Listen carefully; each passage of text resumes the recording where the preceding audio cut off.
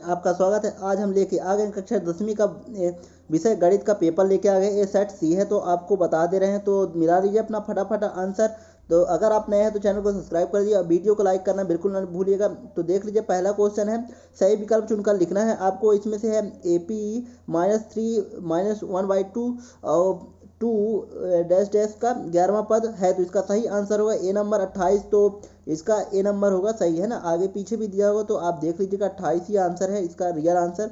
और फिर नेक्स्ट है, शंकु की तिर्यक ऊंचाई का सूत्र लिखिए। ये बहुत ही ईजी है, तो इसका सही आंसर होगा डी होगा। एल बराबर √r² + h² होगा इसका रियल आंसर। और नेक्स्ट है 6 और 20 का HCF होगा, तो इसका सही आंसर होगा 2 होगा। क्या होगा? 2 होगा, सी नंबर। और नेक्स्ट है त्रिघात बहुपद के कितने शून्यक होते हैं? इसका सही आंसर होगा त्रिघात के 3 शून्यक होते हैं, द्विघात के 2 शून्यक होते हैं, है ना।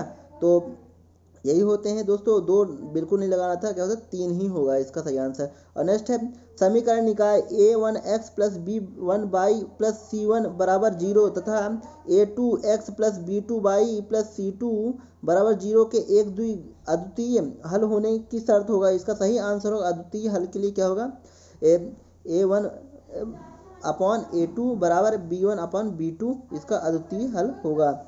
और नेक्स्ट है द्विघात समीकरण का मानक रूप है, तो इसका सही आंसर होगा सी वाला होगा, AX² + BX + C = 0 होगा इसका सही आंसर। और इंग्लिश मीडियम वाले देख लेंगे, है ना, यही आंसर है। और नेक्स्ट है दूसरा क्या है, रिक्त स्थान की आपको पूर्ति करने के लिए आया था, तो आगे पीछे भी दे दिया होगा तो कोई प्रॉब्लम नहीं है। इसका होगा AP = 5, 10, 15 का 10वां पद होगा, इसका सही आंसर होगा 50 होगा 10वां पद। इसका वो नहीं दिया है ऑप्शन, फिर भी है ना, तो 50 होगा इसका रियल आंसर। नेक्स्ट है सभी डैश त्रिभुज समरूप होते हैं। इसका समबाहु त्रिभुज क्या होते हैं? समरूप होते हैं। समद्विबाहु तो हो नहीं सकता है, समबाहु, है ना। चाहे कितना भी छोटा कितना भी बड़ा हो, तो समरूप क्या होते हैं? सभी समबाहु त्रिभुज समरूप होते हैं, इसका रियल आंसर होगा। नेक्स्ट है किसी बिंदु की x अक्ष से दूरी खालिस्तान कहलाती है, भुज या कोटि? इसका सही आंसर होगा कोटि कहलाती है। नेक्स्ट है एक निश्चित घटना की प्रायिकता खालिस्तान होती है, एक होती है, एक से अधिक नहीं होती ना, एक से कम होती है। 0 तो यानी जब कोई घटना घटती नहीं तो तब होती है 0, है ना। तो इसका सही आंसर होगा 1 होगा। √2 एक खालिस्तान संख्या है, इसका सही आंसर होगा अपरिमेय संख्या है। क्या है? अपरिमेय संख्या है। नेक्स्ट है श्री धराचार्य ने एक सूत्र प्रतिपादित किया जिसे अब क्या कहते हैं, किस रूप में नाम से जाना जाता है? द्विघाती समीकरण के रूप से जाना जाता है। अब नेक्स्ट है सही जोड़ी में बनाना है आपको। सही जोड़ी में बता दें, हमने क्या लाइन बना दिया है, तो इसका पहला का क्या होगा, 5 होगा। 0 से 4 और 3 से 0 के बीच की दूरी कितनी होगी? 5 होगी। घनाभ का आयतन क्या होगा? AQ होगा। क्या होगा? AQ होगा। और वर्ग का क्षेत्रफल क्या होगा? A² होता है। Sine square A + B cos square A का मान कितना होगा? 1 होगा। और नेक्स्ट है साइन A 90 - A का क्या होगा? 10 का क्या होता है? कॉट होता है। और 9 cosec square A - 9 tan square A का मान कितना होगा? 9 ही होगा, 9 होगा, है ना, इसका रियल आंसर है।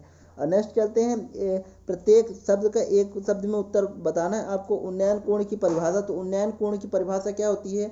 जब हम किसी वस्तु को क्षैतिज रेखा से ऊपर की ओर देखते हैं ना, तो क्या क्षैतिज रेखा और नेत्र दृष्टिकोण के बीच जो कोण बनता है उसे क्या कहते हैं? उन्नयन कोण कहते हैं। कहते हैं उन्नयन कोण कहते हैं। और नेक्स्ट है स्पर्श रेखा और वृत्त की उभयनिष्ठ बिंदु को क्या कहते हैं? इसका सही आंसर होगा स्पर्श बिंदु कहते हैं। नेक्स्ट है पासे को एक बार फेंकने पर संख्या 8 प्राप्त करने की प्रायिकता क्या होती है? 0 होती है। क्या होती है? 0 होती है। वर्ग 20 और 40 का वर्ग चिन्ह कितना होगा? 30 होगा। क्या होगा? 30 होगा वर्ग चिन्ह। और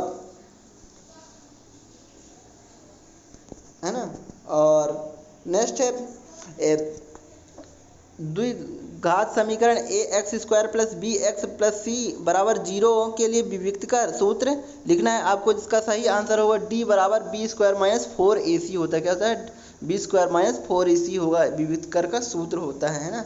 और नेक्स्ट है किसी AP के प्रथम n पदों का योग करने का सूत्र क्या होगा? A + n - 1D होता है।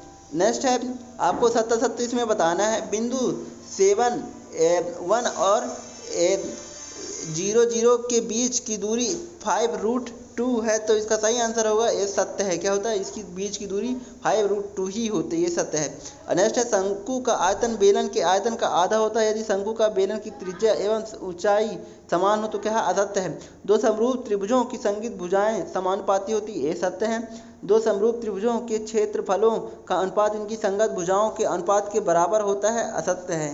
ये दृष्टि रेखा प्रेक्षक की आंख को उस वस्तु के बिंदु को मिलाने वाली रेखा होती है, ये सत्य है। स्पर्श रेखा ही छेदक रेखा, ये असत्य है। क्या है, असत्य है। अब क्या है, नेक्स्ट क्या है, एक क्वेश्चन है, आप इनका स्क्रीनशॉट भी ले सकते हैं, तो ले लीजिए आप फटाफट। अगर आप चैनल में नए हो तो चैनल को सब्सक्राइब कर दीजिए और वीडियो को लाइक करना बिल्कुल ना भूलिए, क्योंकि हम अपने चैनल में इससे रिलेटेड मोस्ट इंपॉर्टेंट क्वेश्चन हो पूरा हमने 10वीं और 12वीं का डाल दिया है और आपको हम पूरा आंसर प्रोवाइड कराएंगे। आप हमारे टेलीग्राम चैनल में अगर आपको